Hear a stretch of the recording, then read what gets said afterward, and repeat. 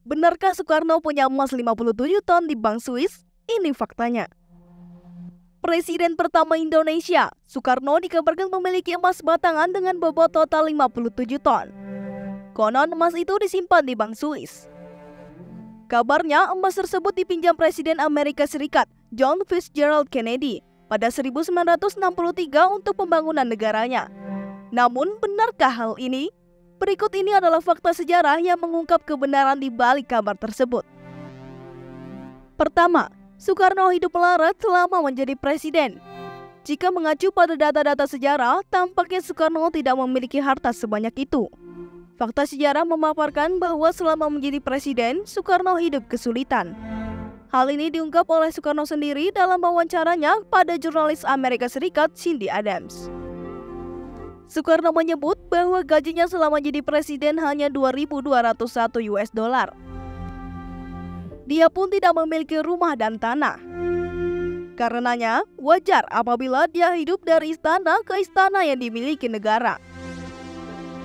Bahkan, tutur Soekarno, dia pernah dibelikan piyama oleh duta besar saat kunjungan ke luar negeri. Duta besar itu merasa kasihan karena Soekarno memiliki baju tidur yang sudah sobek. Kedua, putra Soekarno, bapak saya tidak punya tanah dan rumah.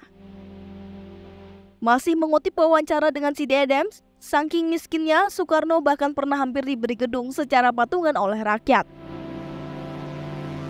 Namun, dia menolak dengan alasan tidak ingin merepotkan.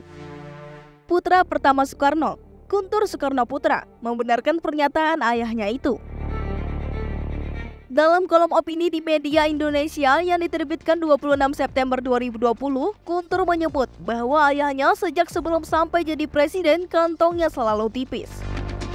Ia juga menyebut, tak heran kalau ayahnya kerap meminjam uang kepada sahabatnya sejak zaman pergerakan. Salah satunya Agus Musinda Saat. 3. Sejarawan, Soekarno tidak mewarisi harta dari kerajaan Mataram. Sejarawan Indonesia Ong Hok Ham juga membantah rumor harta segunung Soekarno. Lewat tulisan Kuasa dan Negara yang diterbitkan pada 1983, Ong mematahkan cerita itu dan memberi fakta sejarah sesungguhnya.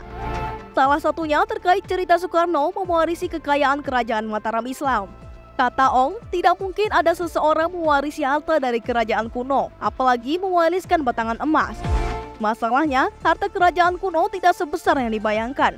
Apalagi saat itu Mataram Islam disebut masih punya utang kepada FOC.